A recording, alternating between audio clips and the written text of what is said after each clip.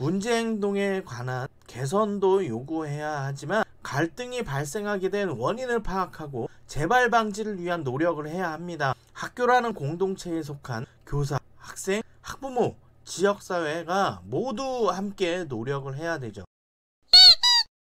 여러분 안녕하세요, 훈이쌤입니다. 오늘은 공동체 의식으로 학교폭력과 갈등 관계를 해결하는 방법을 알아볼 거예요. 영상 끝까지 시청 부탁드리고요. 구독, 좋아요, 알림 설정도 지금 부탁드립니다. 그럼 시작합니다.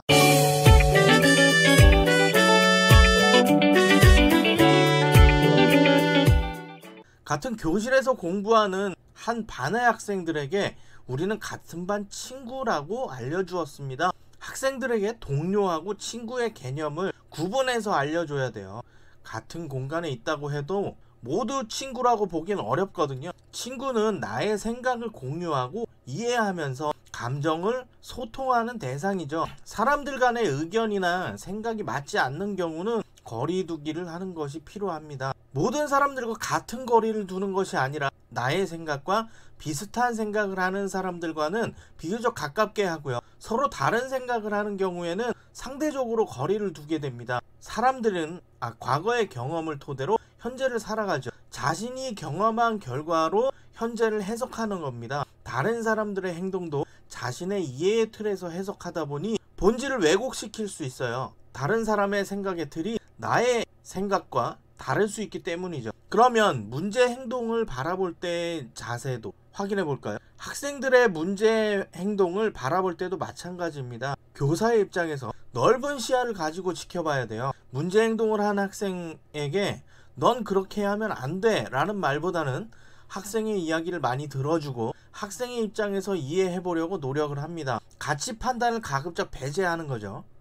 문제 행동을 한 학생도 이유가 있거든요. 원인을 정확하게 파악해야 다음에 비슷한 행동을 하더라도 지도하기가 수월합니다. 학생의 긍정적인 면에 관한 칭찬도 많이 해주면 좋지. 학교 폭력 사안을 확인하다 보면 폭력이라고 보기에는 애매한 경우가 있습니다. 다른 학생은 의도하지 않았는데 단지 기분이 나쁘다고 주장하는 경우도 있죠. 심지어 가해 학생으로 지목된 학생에게 관련한 내용을 확인해 보면 의식을 하지 않아서 아예 상황을 모르는 경우도 있어요. 사람들 간의 생각이 틀이 다르고 생각의 내용과 의미가 다르기 때문이기도 합니다. 그러면 학생들의 갈등 관계를 확인해 보겠습니다. 요즘 접수되는 학교 폭력 사안의 경우에는 일방적인 경우도 있긴 하지만 대부분이 피해자이자 가해자이기도 해요. 서로 가해와 피해를 주고받는 거죠. 가해 학생의 입장에서 생각을 해보겠습니다. 학생들과의 관계에서 어떠한 이유에서 그런 행동을 했는지 충분한 이야기를 들어주어야 돼요.